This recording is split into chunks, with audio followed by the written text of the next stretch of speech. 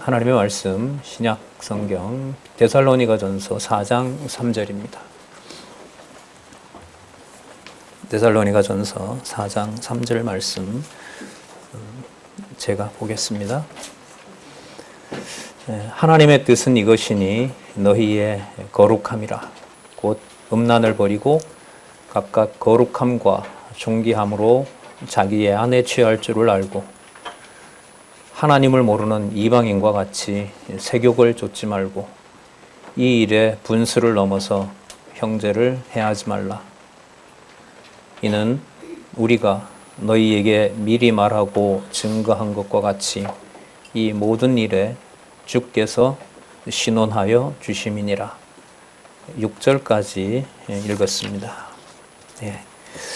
우리 말씀 지난 시간에 이어서 계속 봐가도록 하겠습니다. 지금 준비된 우리 화면 개론 보시면은 데살로니가전서 2장 17절부터 우리로 하여금 깨닫게 하시는 중요한 주제가 나오죠. 사랑의 수고로 생활하게 하심으로 교회 생활을 주관해 가시는 하나님의 능력, 주 예수 그리스도의 살아계신 증거를 보여주고 있습니다. 그 사랑의 수고는 2장 17절에서부터 우리가 살펴보고 있고요. 우리가 지난 시간에 3장 11절부터 4장 2절까지 사랑이 넘치고 거룩함에 흠없이 더욱 많이 힘써 생활하도록 하시는 내용을 기도 내용으로 살펴봤습니다. 그래서 지난 시간에 그 기도의 내용의 핵심은 진리의 말씀을 생활을 통해서 사랑의 수고가 일어나게 하시고 그 사랑의 수고에 하나님의 거룩한 성도임을 확인해 주는 겁니다. 그 거룩한 성도의 출발은 오늘 첫 시간 저는 이제 다른 일로 잠시 강의를 듣지 못했는데 알고 있는 요한복음 17장은 바로 창세전 하나님께서 아들과 아버지 사이에 맺은 영원한 언약의 근거를 둡니다. 그게 여러분 거룩한 성도의 출발입니다. 그리고 본인이 이제 순환을 당하셔야 되는 내용을 아버지께 영광을 드릴 수 있도록 해주셨다는 것으로 17장이 마감이 됩니다. 그리고 조금 전에 우리가 두 번째 강론 우리 김정현 장로님을 통해서 로마서 내용 너무나 감명하고 명쾌하게 우리가 들었습니다.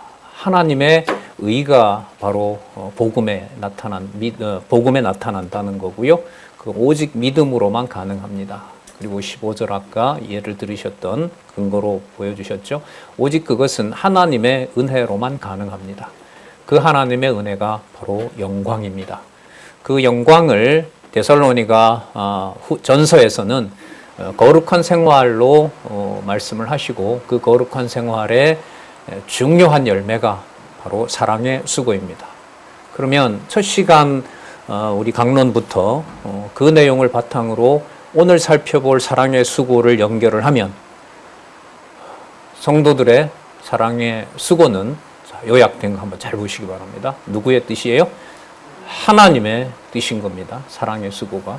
거기에서 사람의 의지와 뜻이 관철되는 게 아닙니다. 그래서 여기에 막연해지는 게 아니라 두려움이 앞서는 거죠. 왜냐하면 사랑을 줬을 때 그 사랑을 준 자의 받을 또 취할 자기 만족이 너무 크거든요. 그 다음에 보시면 답이 또 나와요.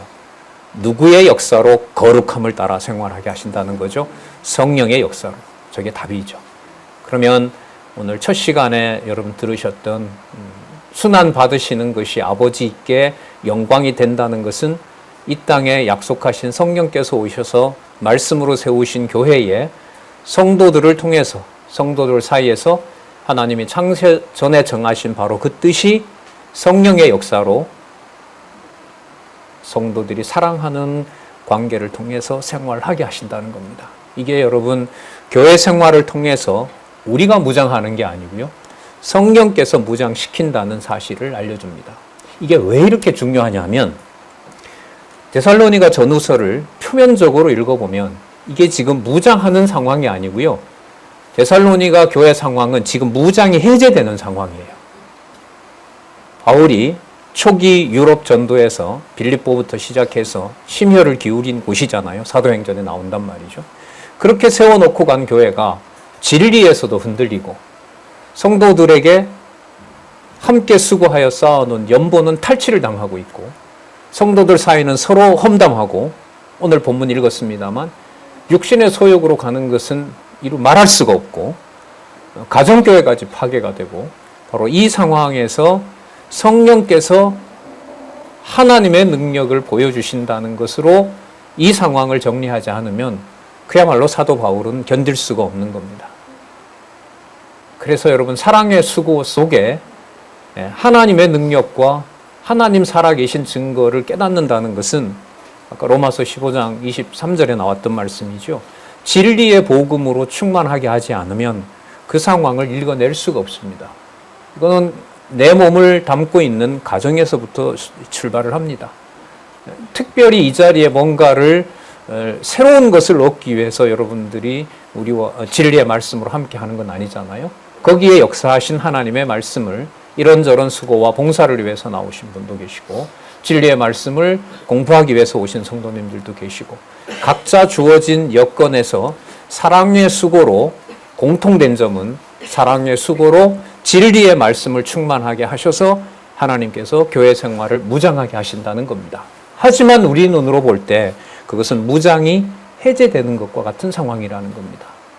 이 말씀이 나오는 에베소서 교회도 마찬가지였죠. 참 심각한 교회의 말씀을 전하는 일이 됩니다.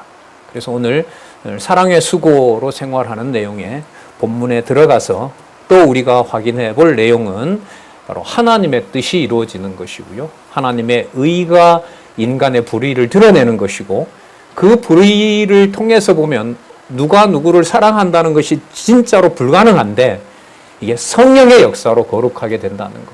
그것은 바울 사도를 통해서 보낸 말씀을 깨닫고 따라가지 않으면 절대로 불가능하다는 좀 무장이니까요. 경계의 말씀으로, 경고의 말씀으로 이 말씀 앞에 모든 걸 다 처복종시키는 시간이 됐으면 참 좋겠습니다. 그래서 간절하게 간구하는 마음으로 말씀을 우리 잠시 또 살펴보도록 그렇게 하겠습니다. 아까 우리 3절 읽었었죠. 하나님의 뜻 얘기 나왔고요. 그것은 바로 거룩함이라고 얘기를 합니다.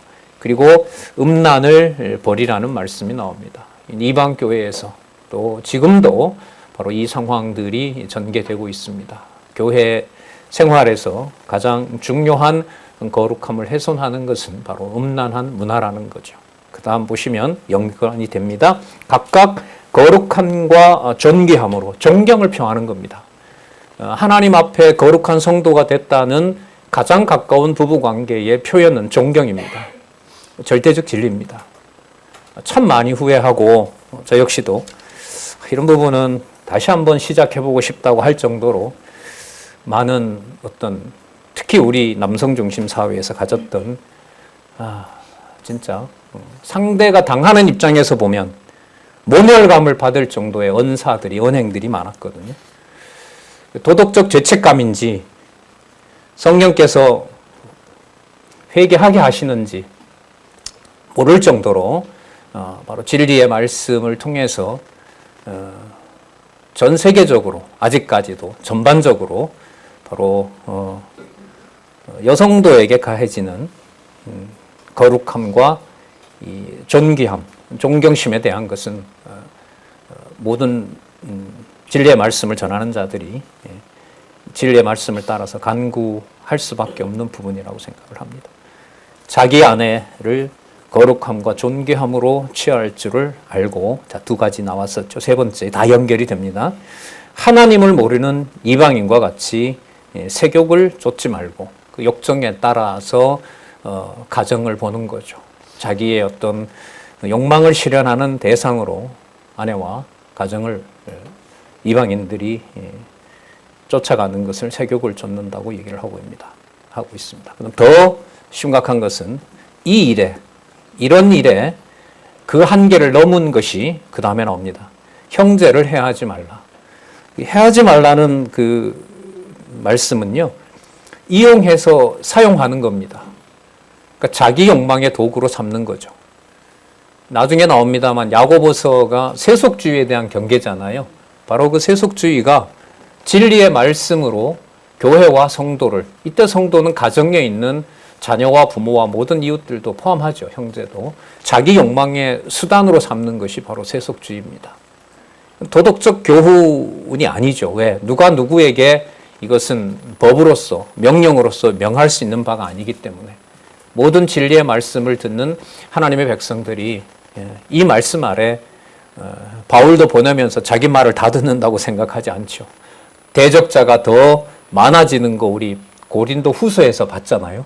진정시키려고 보낸 편지가 또 원인이 되어서 사도 바울의 의도를 더 악하게 만들어 버리는 겁니다. 우리 분리될 때 극단적인 언어까지 나왔죠. 성경신학을 저 교회당에다, 마당에다 두고 불을 질러야 교회 문제가 해결된다는 얘기까지 갔습니다. 그 사람의 입에서 나온 말이 그 사람의 어떤 욕망이나 그 사람 자신의 어떤 얘기에서 그 사람 입에서 나왔다고 할 수도 있죠. 표면적으로 보면. 그러나 진리를 대하는 사람들의 자기 욕망이 결국은 진리 앞에서 하나님이 잡아주지 않으면 하나님의 말씀을 절대적으로 거부하려고 하죠. 받아들이지 않습니다. 요한계시록에 그거 나오죠. 하나님의 천군 천사들이 진노를 하늘에 내리면 내릴수록 사람들이 복종할 것 같거든요. 아니죠. 더 악해집니다. 그래서 여러분 이 일의 분수를 넘어 형제를 자기 욕망의 도구로 그리고 자신의 욕망에 반하는 자는 쫓아내버리는 그런 일까지 벌어지게 됩니다. 일이 일어난 거죠. 사도 바울이 이런 글을 기록할 때는 그 주어진 상황을 빼고 얘기하는 게 아니니까요. 자, 그러면서 결론을 내립니다. 그럼 그 사태를, 이러한 사태를 통해서 무엇을 증거하려고 하는 것이냐? 지난주에 있던 말씀을 연결을 시키면 지난주 말씀의 핵심은 살아계신 하나님 아버지와 주 예수 그리스도가 교회의 머리 되신다는 거였잖아요. 그 말씀을 이 단락에서 또 확인하고 있어요. 볼까요? 형제를 해하지 말라. 왜냐하면 우리가 너희에게 미리 말하고 증거한 것과 같이, 다른 말씀에서 이미 기록한 것과 같이 이 모든 일에, 여러분 여기 주는 여호와입니다. 언약대로 이루시는 여호와께서 신원하여 주심이니라. 신원은 심판하신다는 겁니다. 그러면 육의 몸으로 함께 지내는 성도의 사랑을 자기의 사적 욕심으로 끌고 가고 그렇게 이용하려고 하는 그 자리에 드러나는 것은 누구의 심판이다고요? 여호와의 심판이 임하고 있는 겁니다. 그러니까 이게 보이지 않으면, 이게 믿어지지 않으면 견딜 수가 없는 거죠. 당하는 사람은 처절하게 온갖 그 모멸감부터 시작해서 힘든 것을 온몸으로 받아내야 되는 거고요. 악한 자들은 더 기승을 부리는 거고요. 악해질 때는 모든 정보를 누구 좋을 대로 사용할까요? 바울이 보낸 편지조차도 무슨 걸로 사용을 할까요? 자기 욕망을 위해서 사용하는 겁니다.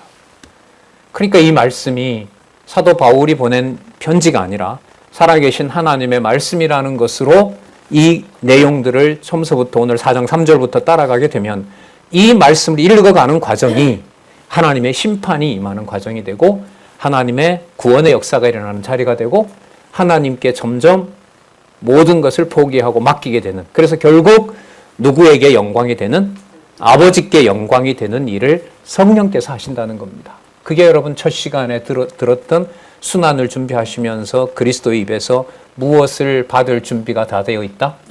아버지께 영광 받으실 준비를 아버지께서 창세전에 해놓으신 대로 준비를 제가 하고 있습니다. 그런데 이들이 곧 배신하지만 버리지 마십시오. 창세전에 아버지 자녀로 선택했기 때문에 꼭 버리시면 안 됩니다. 아버지가 내 안에, 내가 아버지 안에, 저들이 우리 안에 있다는 것을 꼭 염두에 아버지께서 꼭 기억해 주시기를 바라고 기도한 내용이죠. 그 연장선에서 보면 성도들에 대한 사랑의 수고는 창세전 아버지와 아들이 맺었던 영원한 사역의 여러분 계시 사건입니다. 그러니까 제가 그 옛날 청년부랑 같이 공부할 때 출근해서 상사나 후배가 주는 스타벅스 커피랑 진한 설탕과 프림이 정체 모를 프림이 들어가 있다고 하는 프림 커피 한 잔의 가치를 하늘과 땅의 가치로 봐야지 이건 좋은 커피고 저건 나쁜 커피고 이런 인식이 온몸으로 들어온다면 그거는 성경 신학을 바르게 알고 있는 게 아닙니다. 이제 이런 얘기도 했는데 그렇죠.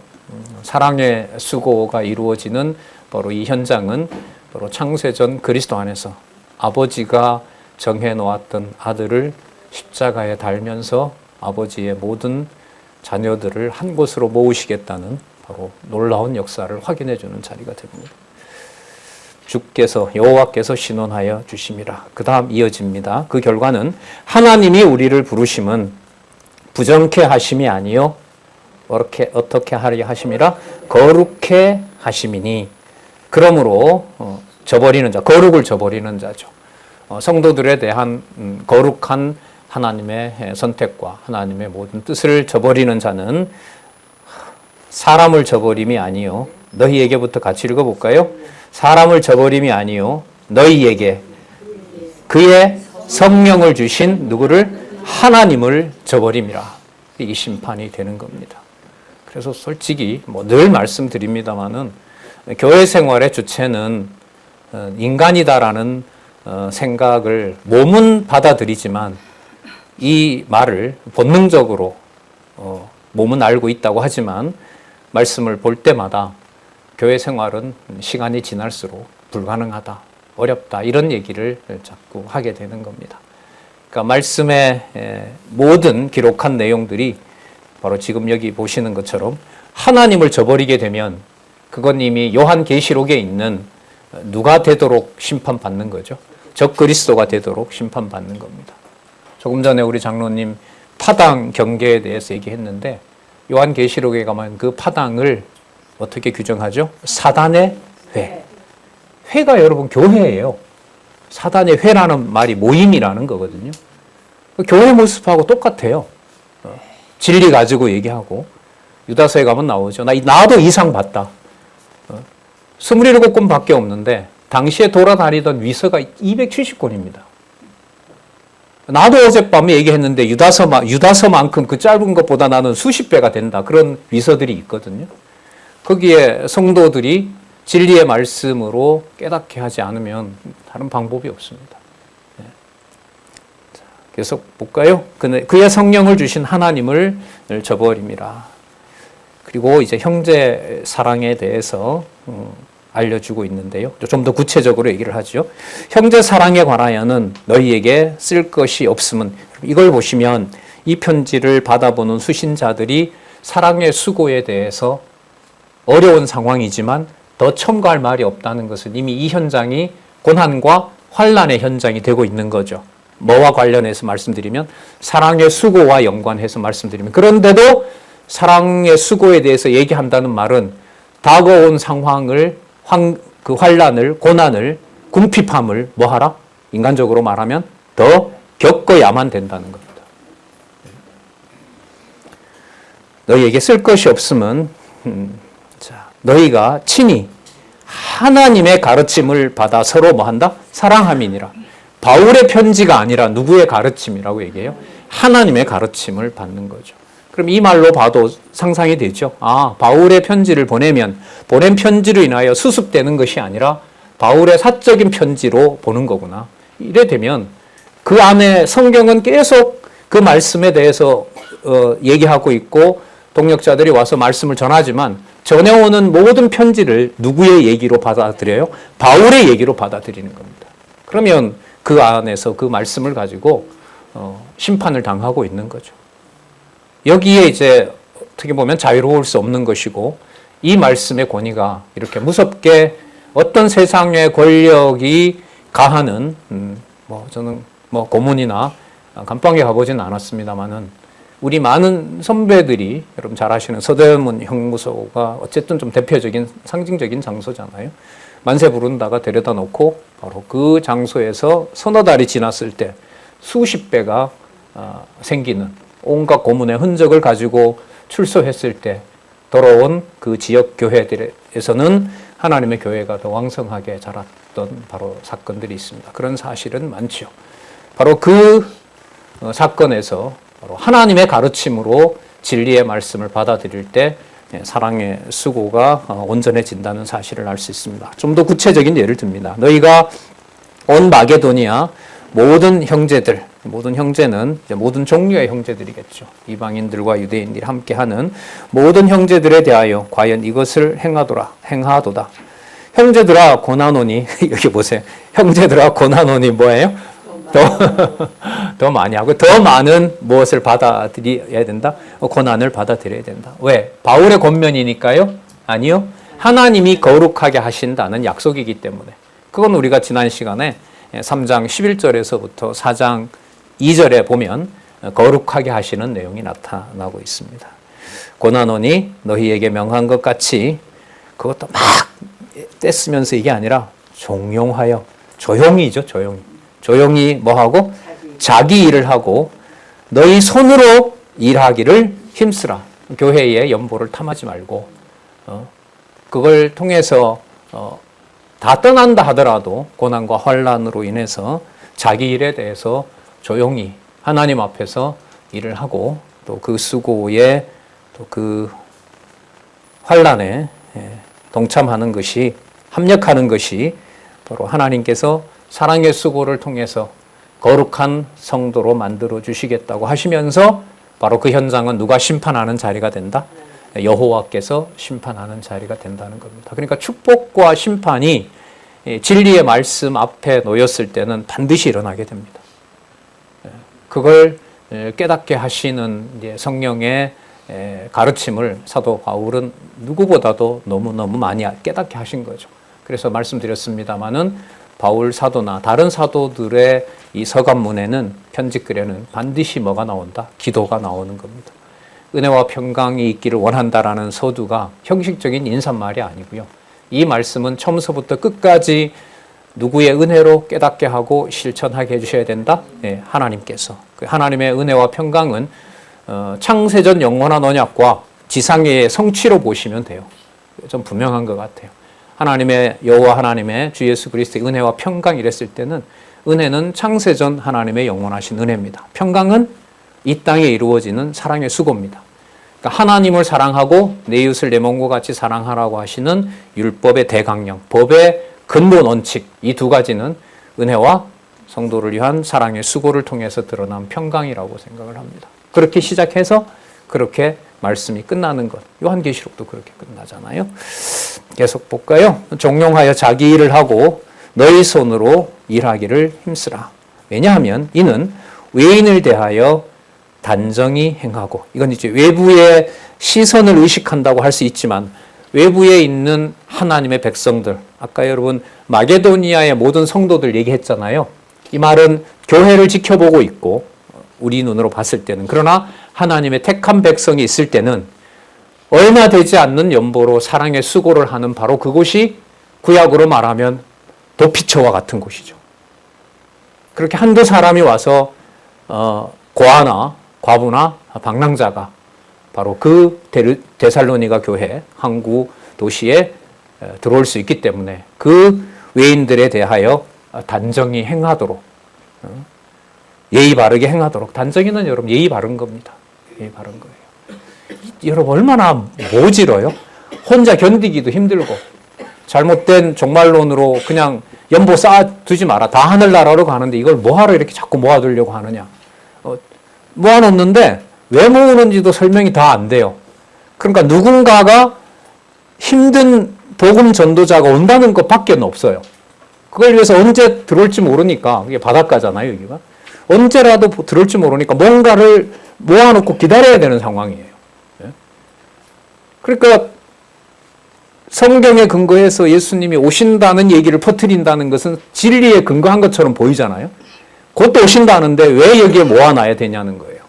그럼 객관적으로 봤을 때는 성경에 곧 온다고 사도들도 얘기했으니까 쓰자. 이걸 뭐하러 자꾸 이렇게 모아놓는 이것 때문에 자꾸 문제가 생기니까 얼마나 그럴듯한 논리예요. 하지만 바울 사도가 보낸 진리의 말씀을 통해서 깨닫게 되면 반드시 모아놓고 누군가가 이 도움을 원했을 때 여기에 대해서 대처하는 일들을 하고 싶고 그렇게 하도록 세워놓은 주의 종들이 있는 겁니다. 여러분 이 말씀이 디모데 전후서예요.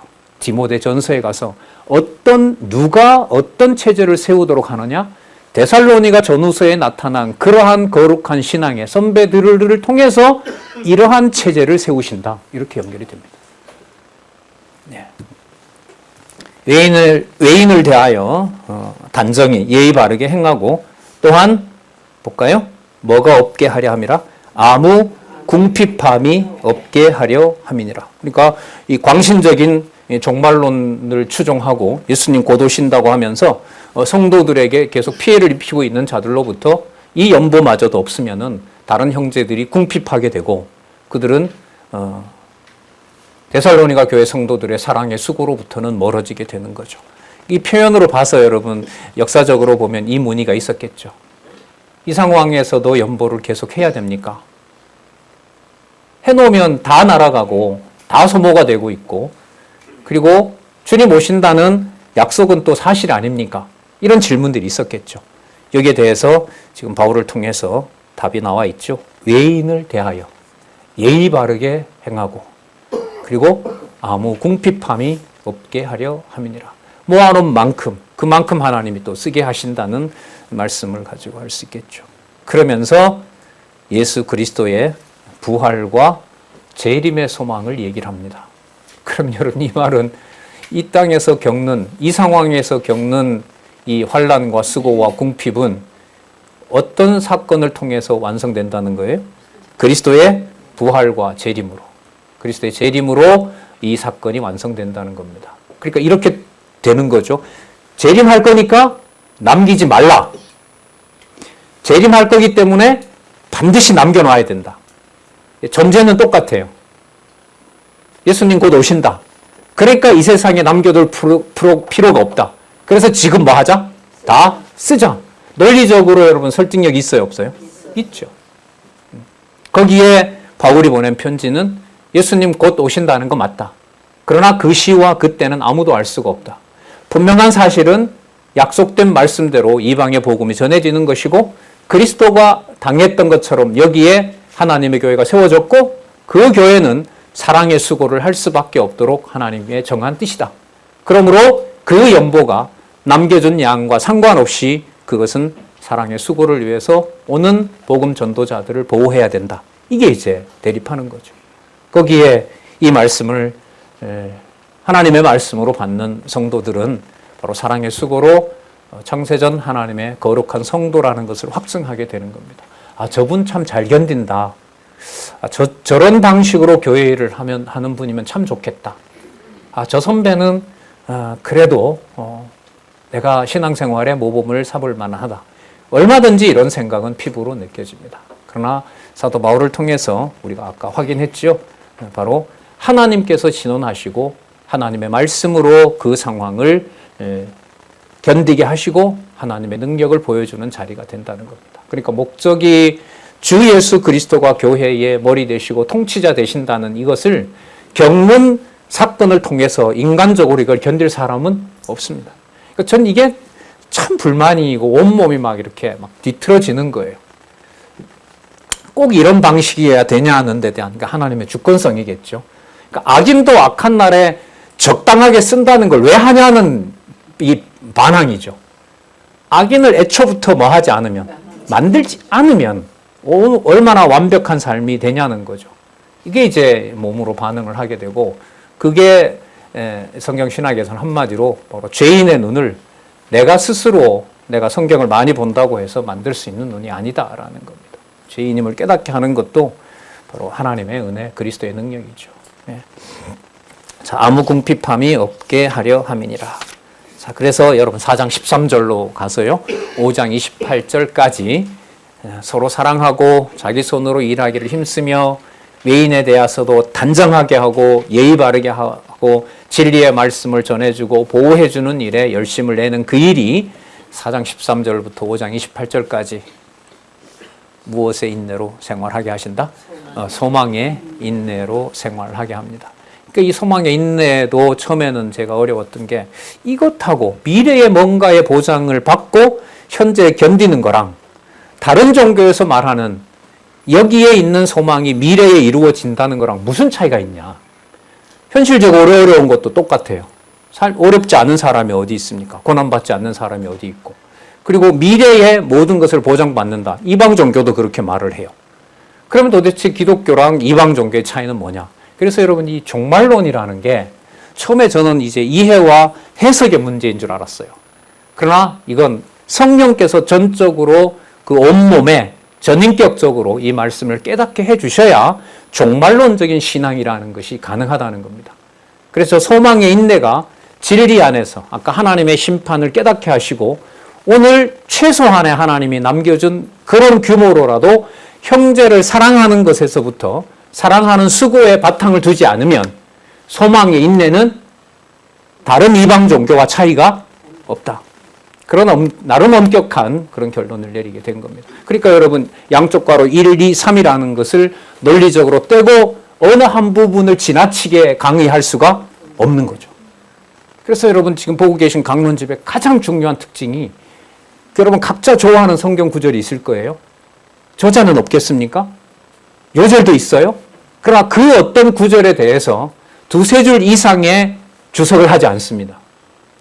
얼마나 할 말이 많겠습니까? 저자를 통해서도 들으셨죠? 28권이 아니라 18권이 아니라 180권도 만들 수 있을 거라고. 자, 그러면 이건 뭘 의미하느냐?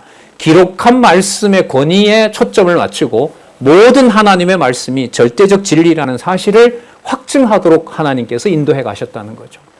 그래서 사도 바울의 글이나 다른 서신서의 분량을 초월해서 기록한 말씀의 그 순서를 따라가는 것은 인간의 기록이 아니라 바로 하나님이 주시는 생명의 말씀임을 누가 그렇게 하신다고요? 성령 하나님께서. 하나님이 그렇게 확증해 가시는 겁니다. 그걸 우리는 말씀 운동의 우리 요절로 사용하고 있는 살았고 운동력 있는 말씀. 그 말씀의 권위로 우리는 정리를 하고 있습니다. 죽은 자의 부활 및 예수의 재림에 대한 바로 이 소망에서 이렇게 추측해 볼까요? 아까 제가 세상에서 말하는 내세관과 기독교에서 말하는 이 종말론이 차이가 없는 거라면은 또 차이가 있다면은 현재 견디는 것이 억지로 참는 것이 아니라 사랑의 수고 속에서 하나님의 심판과 그리스도의 재림이 확실하게 깨달아지도록 해주셔야 돼요. 이걸 저는 절대로 인간은 못한다. 그래 표면적으로 기독교와 성경적 종말론과 내세 신앙이라고 하는 것, 내세관이라고 하는 것은 구분이 되질 않는다. 여기에 하나님의 능력과 하나님의 심판과 함께 자기 백성들은 반드시 보호해 주셔야 된다. 그래서 아마 요한복음 17장이 그렇게 강하게 들어왔는지 모릅니다. 그건 창세전 일이잖아요. 창세전에 정한 일이 그리스도의 심판과 마지막 심판에서 성취되잖아요. 그럼 이 성취되는 것을 최초에 언약하셨던 영원한 언약을 아버지와 아들 사이에서 확증하지 않으면 현재 일어나는 일을 견뎌야만 되고 뭔가 참아야 되고 이런 성격 때문에 소심해야 되고 이런 것들에 휩싸여 버린다는 말씀이죠. 그러면 소망의 인내를 얘기를 하는 거야말로 누구의 은혜와 누구의 주권이다? 하나님의 주권과 하나님의 은혜 속에 있다는 겁니다. 그 주권은 아까 심판 개념이라는 거예요. 하나님의 심판 개념이 제대로 안 보이면 나에게 위해를 가한 저자가 어떻게 됐으면 좋겠다? 멸망했으면 좋겠고 온 가족이 다 사라져 버렸으면 좋겠다고 하는 무서운 저주가 내리는 거죠. 가다 뭐나 맞아 죽어라. 예, 그런 말이 그냥 입에 맴도는 일이 벌어지죠. 그래서 여러분 4장 13절에서부터 18절에 4장 앞부분에 3장 11절에서부터 4장 2절까지 여호와 하나님 아버지께서 주 예수 그리스도께서 그렇게 해주기를 기도했던 것과 똑같은 말씀이 분위기가 주께서 꼭 그렇게 해주시기를 원하며 그렇게 해주실 것을 다시 확증하고 있습니다. 13절 볼까요? 형제들아. 이때 형제들은 이미 사랑의 수고로 모든 것을 던지는 바로 그 형제들을 말하는 겁니다. 형제들아, 자는 자들에 관하여는 너희가 알지 못함을 우리가 원치 아니하노니. 그러면 반드시 자는 자들, 이 죽은 자들을 말하는 겁니다. 그럼 죽은 자, 이렇게 그냥 견디다가 가다가 그냥 끝나는 거 아니야? 죽는 거 아니야?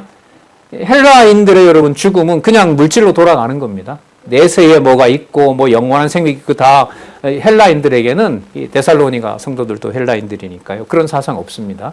그게 이제 오히려 너무나 힘든 상황을 엄습해 버린 거죠. 자, 그럼 한번 볼게요. 형제들아, 자는 자들에 관하여는 너희가 알지 못함을 우리가 원치 아니하노니 이는 소망 없는 다른 이와 같이 뭐 하지 않게 슬퍼하지 않게 하려 함이니라. 이게 약속의 말씀이죠. 그럼 그 말씀이 어떻게 되나 볼까요? 우리가 예수께서 죽었다가 다시 사심을 믿을진대 이와 같이 누구 안에서? 예수 안에서 자는 자들. 그래서 여러분 여기서 죽었다 하지 않고 뭐라고 얘기를 해요? 잔다. 자는 자들이다. 잔다. 자는 자들도 그 다음 보세요. 하나님이 저와 함께 자는 자들과 함께 우리를 뭐 하러 온다? 자는 자들과 함께 데리고 오시리라. 그러니까 죽은 자들이 뭐 한다는 거예요? 그러면 부활한다는 거죠. 부활한 자들을 데리고 하나님이 재림한다. 여러분 이게 표현이 재밌어요. 여러분 재림하면 누가 재림한다 그래요?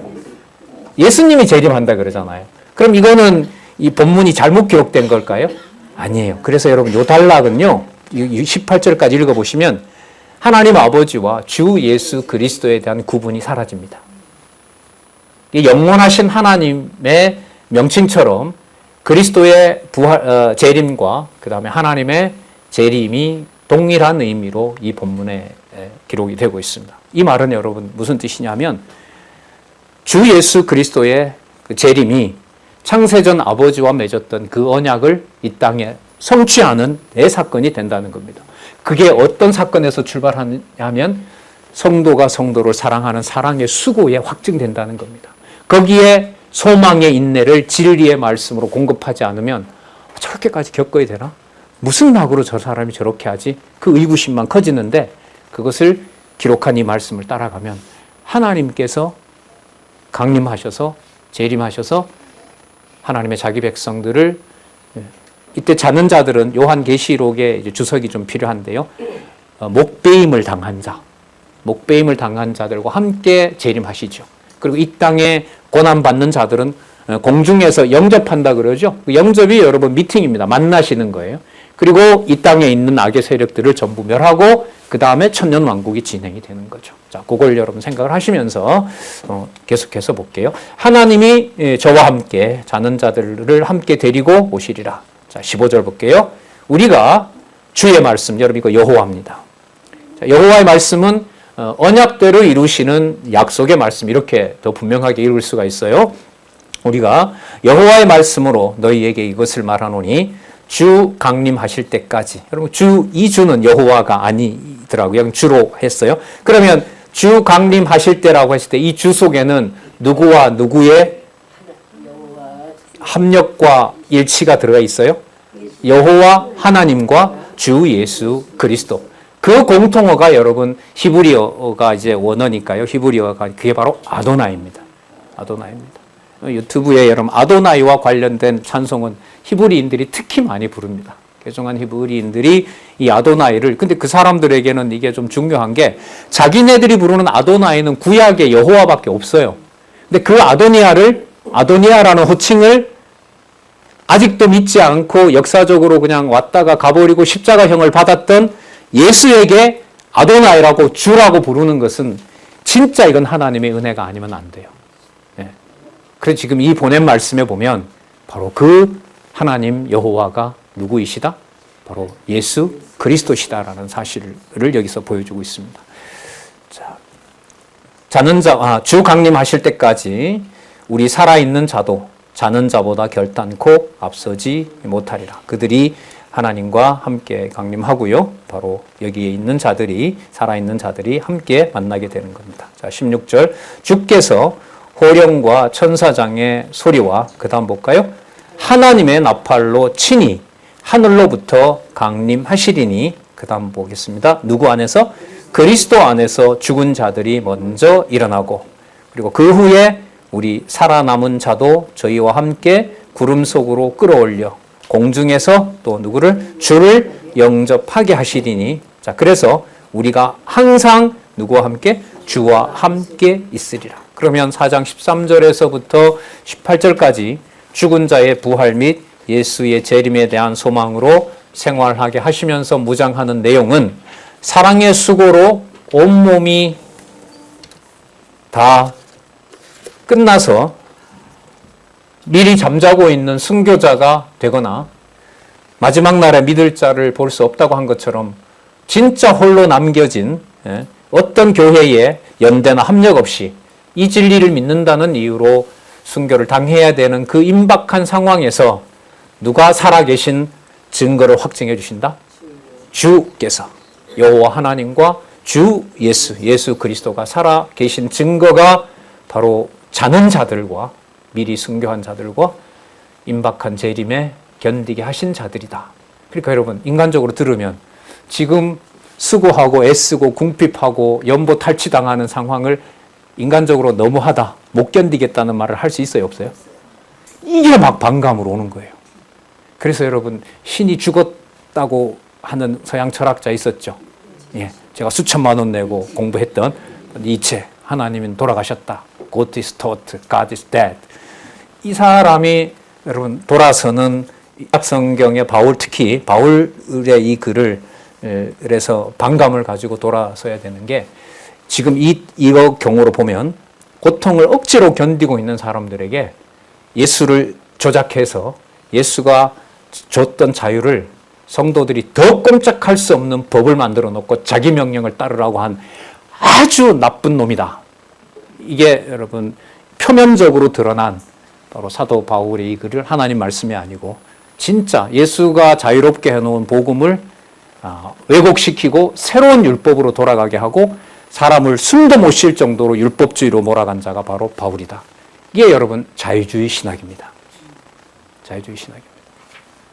그러니까 그 내면에는 그 사람들의 문제가 아니라 우리 오늘 확인한 것처럼 살았고 운동력 있는 말씀이 뭐 하고 계신 거예요? 축복도 하고 뭐도 해요? 심판도 하고 계신 겁니다. 거기에 여러분들과 저도 하나님의 섭리하에 있는 거고요. 그러나 너무나 놀랍게도 지난 40여 년 이상 그 말씀에 대한 첫 번째 유일한 주께서, 여호와 하나님께서, 또 예수께서, 성령께서라고 하는 영원하신 하나님의 주어가 드러나지 않는 말씀은 한 번도 이제까지 없었다는 사실. 모든 말씀과 주장에 그 여호와 하나님, 영존하시는 하나님이 자기 존재를 확정하셨다는 것은 너무너무나 귀하고 너무너무 감사한 거죠. 자, 주를 영접하게 하시리니, 만나게 하리니 그리하여 우리가 항상 주와 함께 있으리라. 18절 보세요. 그러므로 이 여러 말로 지금 이렇게 재림 상황에 대해서 상세하게 설명하잖아요. 누구에게? 사랑의 수고를 우리가 짐작하기에도 견디기 힘든 지체들에게, 동력자들에게, 사역자들에게, 합력자들에게 알려줬습니다. 18절. 그러므로 이 여러 말로 서로 뭐하라? 위로하라. 그러면 힘들어 죽겠다. 이런 상황은 도저히 할 수 없을 거다. 바울이 멀리 있어서 이 상황을 이해하지 못하는 거다. 그래도 이렇게까지 할 필요가 있느냐. 이 모든 얘기들이 여호와 하나님께서, 주 예수 그리스도께서, 성령께서 해 가신다는 진리의 말씀으로 받아들이게 하시면 바로 그 사랑의 수고 현장은 장차 오실 그리스도의 심판과 그 다음에 그리스도의 영원한 축복, 창세전에 받았던 그 복이 우리가 상상할 수 없는 요한복음 17장에 나오는 아버지께 뭐가 되는, 죽을 준비가 아버지께 뭐가 되는, 영광이 되는 자리로 만들어 주시는 거죠. 그래서 신앙 안에서 가정이든 또 형제 관계이든 교회 생활에서든 일상적으로 보는 어떤 구제나 합력과 그런 통상의 이해로 이해되고 그렇게 비춰질까 봐 전 개인적으로 상당히 두렵습니다.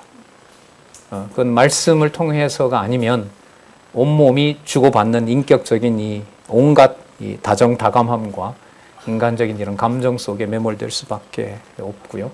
그걸 진리의 말씀으로 인간적인 어떤 위로가 필요한 현장에서 오직 하나님께서, 여호와 하나님께서, 주 예수 그리스도께서